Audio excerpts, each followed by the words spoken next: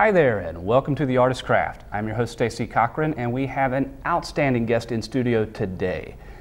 Amanda Lamb is a veteran television crime beat reporter for WRAL-TV, an award-winning CBS affiliate here in Raleigh. Her first book, Smotherhood, wickedly funny confessions from the early years, is a collection of nonfiction, humorous anecdotes about her parenting.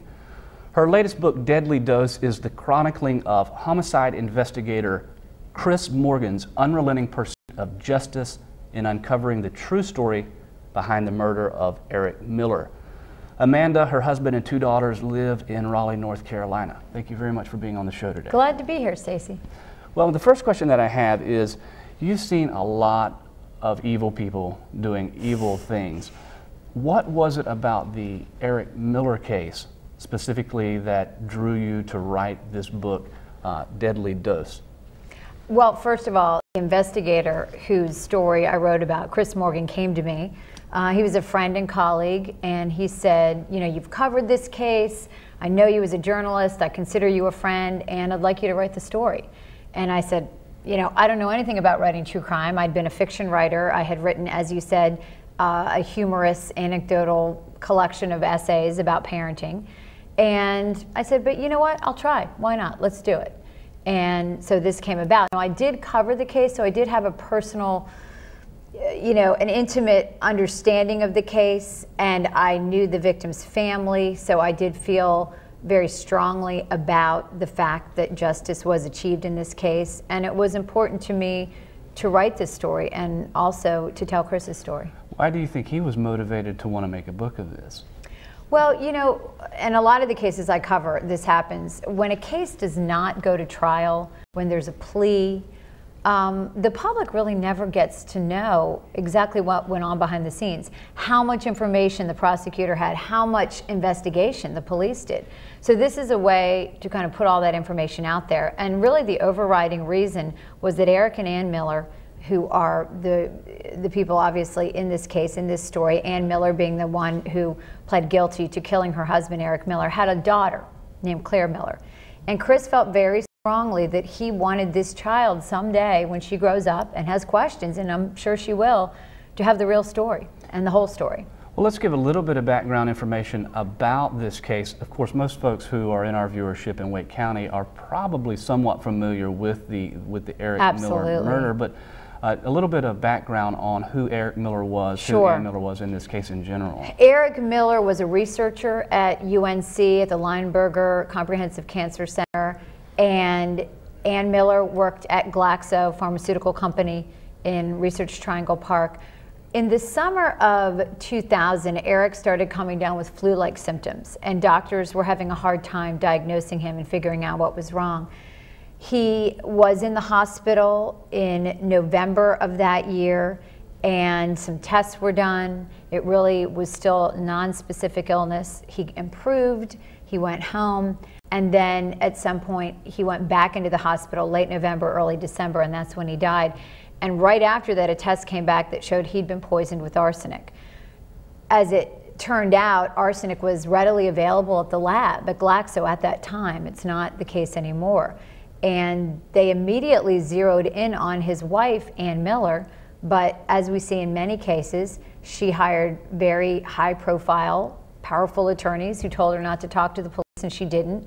And it took them 4.5 years to solve this case, to bring it all the way through to a point where they could indict her. And part of that process was going to the North Carolina Supreme Court. So it was a very, lot of twists and turns in this case, a very complex case. Absolutely. Well, if you're just tuning in, the guest is Amanda Lamb. The book is Deadly Dose, which I have a copy of the paperback here, published with Berkeley. Well, you've talked a little bit about some of the complications of this. How closely were you involved in the reporting of this case from its very beginning, from the murder or from the death of Eric Miller? At that time, I did not concentrate on crime. I covered lots of different stories: education, health, city government. So I wasn't the person assigned to it immediately. But at some point, that reporter did leave, and I took over that case. And I would say, I'm guessing it was a couple months to a year into the case. So in order to write the book, I obviously had to go back and do a lot of research from the time when I wasn't actually covering it. Although, as you know, like you said, everybody here was familiar with the case. I followed it just like everybody else. I mean, I was interested. It was an interesting case. One of the points that you make, that you just made, and that you make in the book quite well, is that it took so long for the DA's office to really push this to trial. And I think push is really the operative word. They really took their time to push it to trial, and I think they were somewhat reluctant based on what Deadly Dose, what you had to say in the book. And yet there was all this evidence with the medical examiner specifically seeing that there was arsenic in this in Eric Miller's body. What do you think it was that took so long for the DA's office to push this to trial? Well, specifically in poisoning cases, you don't have a witness. And so it's very difficult. It's going to be a circumstantial case. It's very difficult to prove that the person that you are looking at as a suspect or a person of interest actually gave that poison to the person who died. And the reason the book is called Deadly Dose is because arsenic doesn't kill you incrementally. It kills you in one dose. And so he didn't die from all those little doses he was getting all along. He died from that one dose. So the police and the DA had to prove that it was that one dose, and that one dose was administered by Ann Miller. And they were able to get that information by, like I said, going to the North Carolina Supreme Court. There was a witness who had died, and he had told his attorney something, and they were able to vacate the attorney-client privilege just for this case, a very limited exception that the North Carolina Supreme Court made a decision on, and get some of that information. I guess the $10 million question, do you think Ann Miller killed her husband? Oh, absolutely. Absolutely. You know, again, I mean, we put half of what we knew in the book, probably half of what I knew, and I'm sure that Chris Morgan knew a lot more than that. This book could have been 800 pages. And, you know, there was just a tremendous amount of evidence. I mean, the detectives worked very, very hard on this case. The DA's office worked very, very hard on this case. And they were ready to go to trial. But there were some issues, and legal issues, and they ended up, you know, taking a plea. But one of the biggest issues, I think, my sense of it from reading the book, Deadly Dose, is the motive, the issue of motive in this case. You've got a husband who isn't abusing his wife, he isn't cheating around on her that any evidence showed. There's nothing to provoke a murder. So what do you think was the motive for her killing her husband? You know, it's funny because I've covered so many domestic murders in the 20 years that I've been in this business. And of course, we have some high profile cases right now that we've been following very closely. And motive is always a really sticky issue because a lot of times the person who is the killer is an adulterer. Well, there are plenty of adulterers that don't go out and kill their spouses. A lot of times the person has concerns about money. There are plenty of people who have concerns about money who don't kill their spouses. So I think that there isn't usually one clear motive. I think it's the motives kind of plural, taken in total. In this case, I think that Ann Miller simply wanted her husband out of the way. She didn't want to be a divorced woman. She didn't want to have to deal with child support, child visitation, child custody, the stigma that you know, being divorced meant in society. She was Catholic, very involved in the church. I think it suited her better to be a widow. It's a fascinating case, and I'm sure our viewers who are familiar with it are fascinated by it as well. If you're just tuning in, or if you want to check out the book is Deadly Dose, which we have a copy of here. The guest is Amanda Lamb. You probably recognize her from WRAL TV. She's a crime reporter there.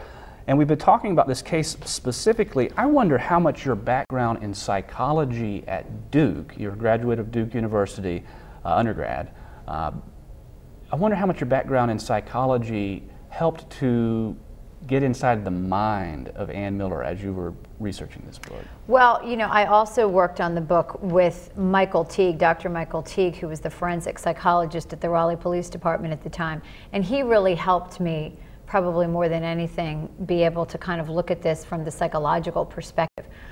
We would all like to think that people who kill are crazy, and that's just not the case. in a lot of these cases, especially domestics where we're dealing with people who are educated, who have good jobs.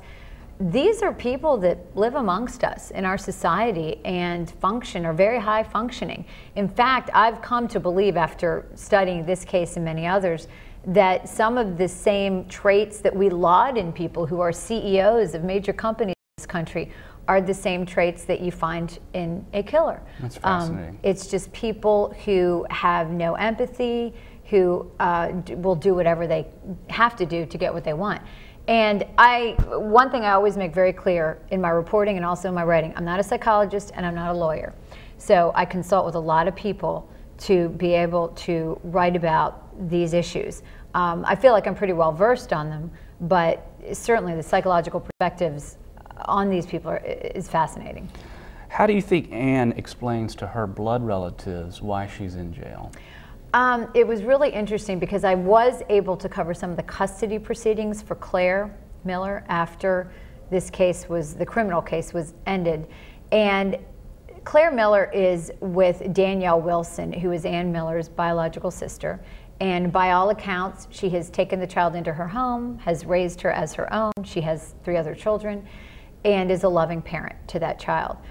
But one of the issues the psychologist came up with in the custody hearing was, hey, does she know what her mother has done? And is Anne admitting to what she's done? Because this psychologist had gone to the prison, interviewed Anne for 8 hours, and Anne was still in denial. The family has now said that Anne is no longer in denial, that she's admitted to it. But there's some feeling that there was a boyfriend involved, a boyfriend who committed suicide, that she was blaming him, that he led her down the garden path and that he was the one responsible for this. But Chris Morgan makes it very clear that this man it was the other way around, that Ann Miller led him down the garden path. And her story even with him, with Daryl, is it Daryl Willard? Daryl Willard, correct. Her story with him is that, or at least early on, was that he was stalking her, you know, and that she was even in denial about having an affair. There's just no evidence of that. I mean, all the evidence points to the fact that Daryl Willard was living his life, was a devoted husband and father, doing his job at Glaxo, and that she came in, swooped down, decided this is the guy, he's vulnerable, maybe a little bit insecure, this is the guy I'm going to use. And when she was done with him, she had no more contact with him. Would Anne be in jail today if Chris Morgan had not pursued this case the way that he did? You know, it was a lot of people that really pursued it. I think Chris, obviously, being the #1 person. But a lot of credit has to go to District Attorney Colin Willoughby as well, and Assistant District Attorney Howard Cummings, because they both were the ones that said, you know, we've got to push this. We can't let this go. And I think that had a lot to do with it as well. All those people had to come together to make it happen. Would you say that Chris made any major mistakes in this case that prolonged justice? You know, I'm sure he would say he made mistakes because he's a very, you know, self-deprecating person when it comes to what he does for a living or what he did before he retired. I think we all make mistakes, but I think the bottom line is justice. And if you can make an arrest in a murder case after 4.5 years, you're doing something right. Again, the book is Deadly Dose. The author is Amanda Lamb, and we're talking about the case that made for the book, the murder of Eric Miller by his wife, Ann Miller. One of the things that's interesting is the medical examiner who initially did the autopsy of Eric Miller found that there had been repeated doses of arsenic, and yet, if I understand the book right, he retracted that position later only to then reinstate it at the last hour. What was going on there? You know, I think in every case there are politics, and the politics are sometimes between the investigating agency and the DA's office. Sometimes they're between the DA or the investigating agency and the medical examiner. So I think there were some power plays, there were some things going on, personalities clashing. But you know, again, in the end, they all came together and they all did the right thing and supported their original positions. And that's how this case, you know, was able to go to a grand jury. What lessons would you say can be learned from how this case unfolded in the time that it took to finally bring Ann Miller to justice?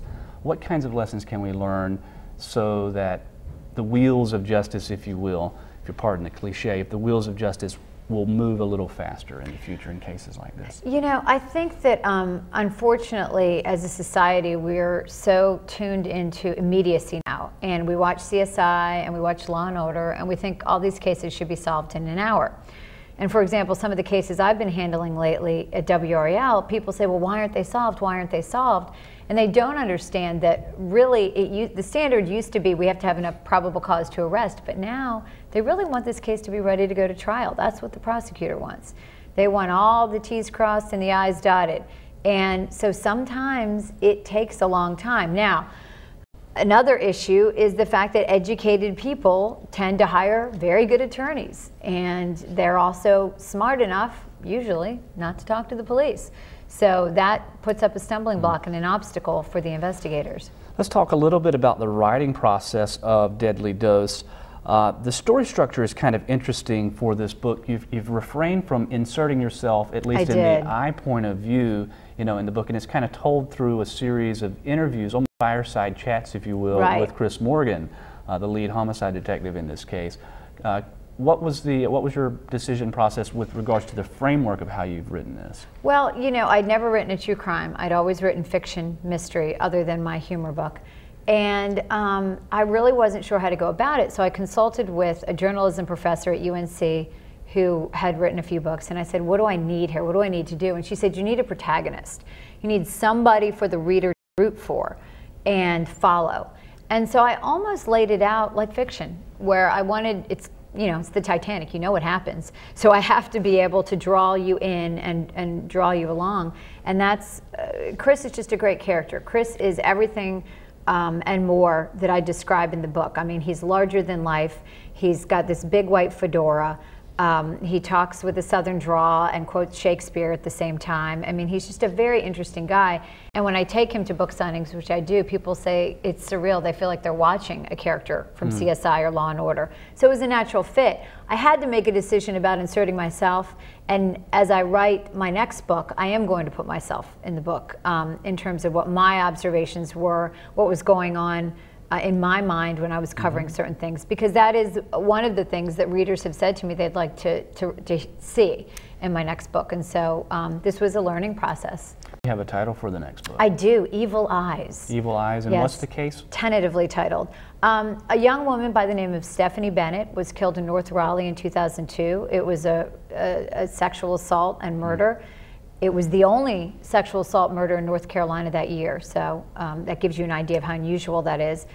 At first, they really didn't have any leads, and a couple good detectives, including Chris Morgan, handled the case, and it was solved. 3.5 years, another long, drawn-out process, but some amazing science in this case involving DNA, so I think people will be very interested in reading it.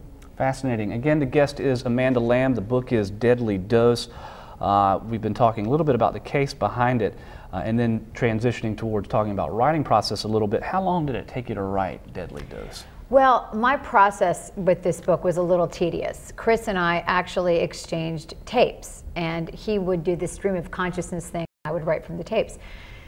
Chris is a storyteller, so he would go off on these tangents, and I'd be sitting at my dining room table at 2 o'clock in the morning going, this has nothing to do with the case, you know. Won't do it that way again. But anyway, it took about a year. And then the process of editing is about a year. Now, to give you an idea of how it's working for me now, I've been given 5 months to write my next book. It's a little daunting. Wow. So it's on warp speed in terms of churning it out now. Well, I'm sure you've learned a little bit from the process and things that you, like you said, the way you were taking notes on this, you might revise that a little bit. It's interesting to me the way that this is rendered. You can tell that you were sitting there at 2 a.m., typing this verbatim. And that was one of my questions. It segues nicely into that. How much of this is kind of recreated, and how much of Deadly Dose is verbatim? And how did you decide that fine line to walk in nonfiction? Well, I was lucky because, my background as a journalist, one of my problems writing fiction was that I had trouble straying from the actual events as they occurred. And so as part of this process, I keep most of the tape that I have on a case. I went back and looked at everything. I went back and looked at the courtroom tapes. I went back and looked at the interviews and press conferences. So everything I wrote is actual. I didn't have to really draw upon any kind of imagination about what happened, because I was able to go back and look at the tapes and say, this is what they were wearing in the courtroom and this is how people reacted. And so it was a good combination of Chris's words and my actual going back and looking at the stories. It's kind of interesting. I first became sort of reacquainted with the Eric Miller case and was really excited about trying to schedule an interview when I saw you on an episode of Snapped on the Oxygen Network. Yes. Tell us a little bit about your involvement with that. How did Snapped come to you? Yeah, you know, I've done a couple shows with Oxygen. Snapped and Captured is about female detectives, and actually the case I'm writing about now, there was a female detective named Jackie Taylor, and they featured her for an episode of that program.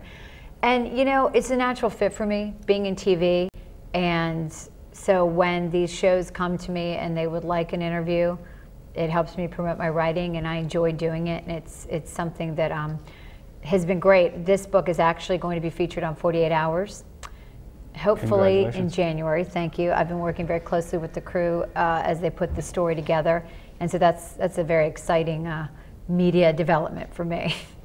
And let's talk a little bit about the Today Show. You were on the Today Show for Smotherhood, right? For Smotherhood, now let's take a look at it. Yeah, we've got a copy of the other book, Smotherhood, here. This was my first book, and I joke that this is my heart and this is my head. This is my job, and this is everything else. This is the rest of my life. I have 2 little girls, and they are just hysterical, and there's just a million things that, you know, they do and say every day that if I wrote everything down, I'd never get anything else done.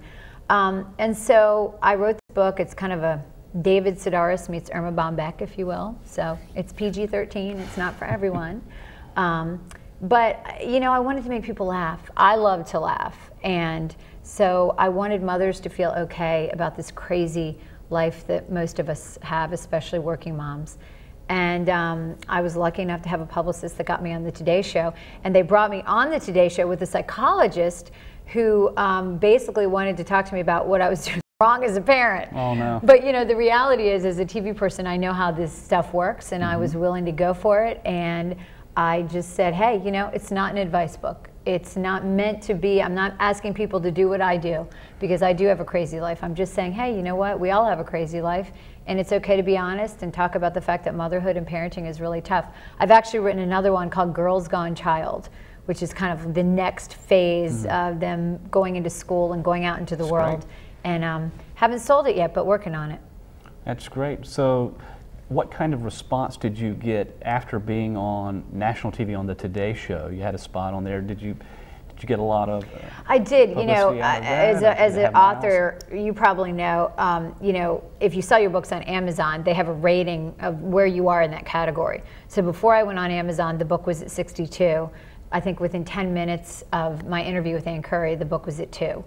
Didn't stay there, but you know, it was pretty cool. You take a snapshot of it, you know, and then save it somewhere. Yeah, and you know, I was a little girl that grew up wanting to write books from when I was 4 and 5, and I have those books that are like, you know, you make them pre-computer, make them with the construction paper covers and staple them together. And so, I mean, not only to be able to write the book, but to be on the Today Show, you know, it was a dream. I mean, it was very exciting. And honestly, I said to myself, if I never wrote another book, I had arrived. It felt good. What is it about crime that fascinates you?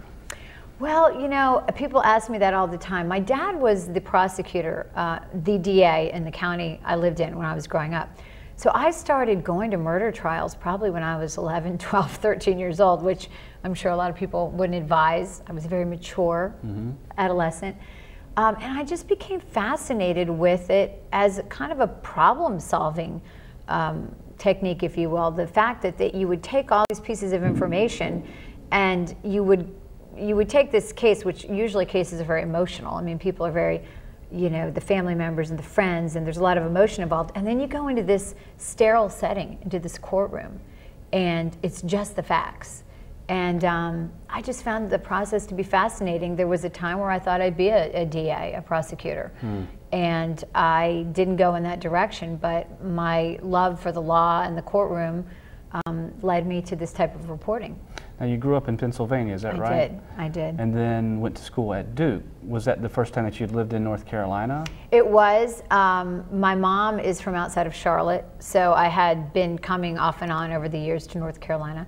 But I didn't stay here after Duke. A lot of people assume that I did. I went to Northwestern for graduate school, had a couple different jobs, South Carolina, Maine, internship in DC, and then ended up here, you know, for a year or two and got married, and the rest is history. I stayed. Do you consider yourself a Southerner or a Northerner? Well, you know, I'm definitely a Yankee. I mean, there's no doubt about it. But my mom is from North Carolina, so I've got that blood in me. And I'm raising girls who are going to be Southern girls. And, you know, so I kind of look at this as my adopted home. I mean, I left Pennsylvania when I was 18. I've now lived here a total of 20 years, if you count my years at Duke. So I think that I'm an honorary Southerner, if you will, and I love it here. I feel like this is a wonderful place to raise a family, and I feel very blessed to have found it. That's awesome. Well, we're just coming down on our last minute and a half here. Again, I want to remind everybody the book is Deadly Dose. The author is Amanda Lamb. In our last 90 seconds or so, because a lot of our audience is composed of aspiring writers, how did you sell your book? So you had this book, you wrote it with Chris Morgan, sort of collaborating, or at least getting information from him and working with him. How did you finally sell it? Did you have an agent beforehand? I did, and I recommend an agent for any kind of a book that you really want to sell commercially. I got an agent online, which is wonderful. Years ago, you couldn't do that, and I remember sending out those FedEx packages. But yeah, I think you need an agent. I just went to a website. I queried about 25 people, and was lucky enough to come up with somebody that represented me on the first book, and she also represented me on this. And then beyond that, I'm a very aggressive person when it comes to promotion.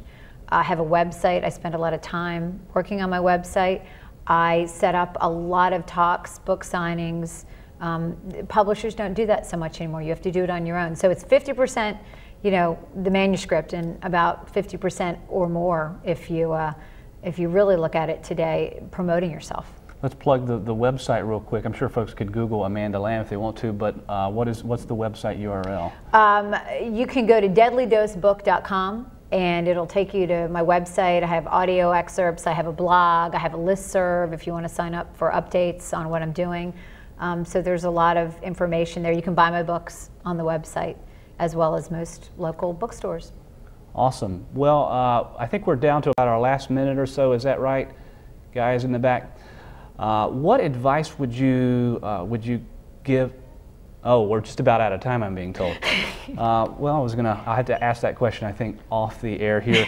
For everybody who's working here on the Artist Craft, I thank you very much for tuning in. Again, the book is Deadly Dose. The author is Amanda Lamb. It's a heck of a book. It's about the Eric Miller murder investigation, and I highly recommend it. Thank you very much for being on the show today. Thanks for having me, Stacey. I enjoyed it. Awesome. Thank you. Thanks.